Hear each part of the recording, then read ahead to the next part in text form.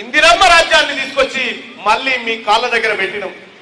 మేము హామీ ఇస్తా ఉన్నాం, పెద్దలు జానారెడ్డి గారికి మేము హామీ ఇస్తా ఉన్నాం. సార్ మాది బాధ్యత, ఈ ప్రజల కాళ్లకు ముళ్ళు గుచ్చుకుంటే పంటితో వాళ్ళ జీవితాలను బాగు చేసే బాధ్యత నాది రగన్నదని చెప్పి మేమందరం తెలియజేస్తా ఉన్నాం సార్, హామీ ఇస్తా ఉన్నాం. అలాగే ఈ సూర్యాపేటలో రామరెడ్డి దామోదర్ రెడ్డి గారు ఎమ్మెల్యే కాకపోయినప్పటికీ ఎమ్మెల్యే తరహాలోనే మీ సమస్యలు పరిష్కరిస్తారని చెప్పి పెద్దలు కూడా హామీ ఇవ్వడం జరిగింది. అలాగే టూరిజం కార్పొరేషన్ అన్నగారికి పడాలి రమేష్ రెడ్డి అన్నగారికి అప్పచెప్పడం జరిగింది. సూర్యాపేటలో ఉన్నటువంటి టూరిస్టులను ఫస్ట్ బయటికి పంపన్నా, అసలు టూరిస్టులను లోపలికి తీసుకురా అని చెప్పి తెలియజేస్తా ఉన్నా. ఇక సోదరులారా, మరి పట్టభద్రుల ఎమ్మెల్సీ ఎన్నికల్లో మీ బిడ్డ మీ తీన్మార్ మల్లన్న పోటీ చేస్తా ఉన్నాడు. తీన్మార్ మల్లన్న గెలిస్తే ఎట్లుంటది అన్నా మీరు ఒకసారి ఆలోచన చేయండి. తీన్మార్ మల్లన్న మండలంలో మైక్ పట్టుకుంటే ఎట్లుంటది అన్నా మీరు ఒకసారి ఆలోచన చేయని చెప్పి తెలియజేస్తా ఉన్నా. కాబట్టి 13 తారీఖు నాడు కాంగ్రెస్ పార్టీకి మీరు ఓటు గుద్దితే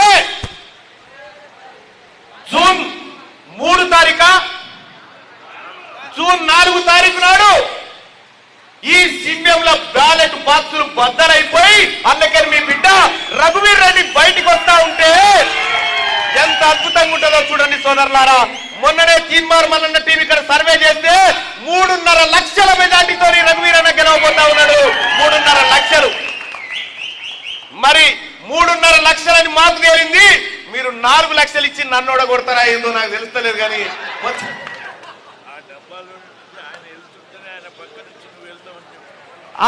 పెద్దలు జానారెడ్డి సాబ్ చెప్తా ఉన్నాడు, బ్యాలెట్ బాక్స్ లోంచి రఘువీర్ అన్న ఎల్లంగానే 4వ తారీఖు రఘువీర్ అన్న వెళ్తాడు, 5వ తారీఖు మీ తమ్ముడు తీన్మార్ మల్లన్న వెళ్తాడు ఎమ్మెల్సీగా అని చెప్పి అందరికి తెలియజేస్తా ఉన్నా. సోదరులారా, పట్టభద్రుల ఓట్లు ఒక్కటి మిస్ కాకుండా కాంగ్రెస్ పార్టీ కార్యకర్తలు, నాయకులు, మండలాధ్యక్షులందరికీ నేను వేడుకుంటా ఉన్నా, ప్రతి పట్టభద్రు ఓటుని కలవండి, అతన్ని అభ్యర్థించండి. సమయం తక్కువగా ఉంది, మన నాయకత్వం అంతా ముందుకు పోతా ఉంది. కాబట్టి ఇక్కడ ఉన్నటువంటి ఇంకా అదృష్టం లెఫ్ట్ పార్టీలు, సిపిఎం, సిపిఐ లాంటి పార్టీలు ఇవాళ సరైన మార్గంలోకి మళ్ళీ వచ్చినాయి. మొన్న కొద్దిగా కేసీఆర్ ఏదో మాయం చేయబోతే మొత్తానికి మళ్ళీ మన దగ్గరకు వచ్చిన లెఫ్ట్ పార్టీలు ఏవైతే ఉన్నాయో వాళ్ళందరి సహకారం తీసుకొని, వాళ్ళందరి సూచనలు తీసుకొని కాంగ్రెస్ పార్టీ ముందుకు పోతుందని తెలియజేస్తూ, అమ్మా ఒక్క మాట చెప్తా ఉన్నా, గుర్తుపెట్టుకొని కూర్చోమ్మా. ఒక్క మాట ఏం చెప్తున్నంటే, మీ బిడ్డ రఘువీర్ రెడ్డి మీకో విషయం చెప్పాలనుకుంటుండు.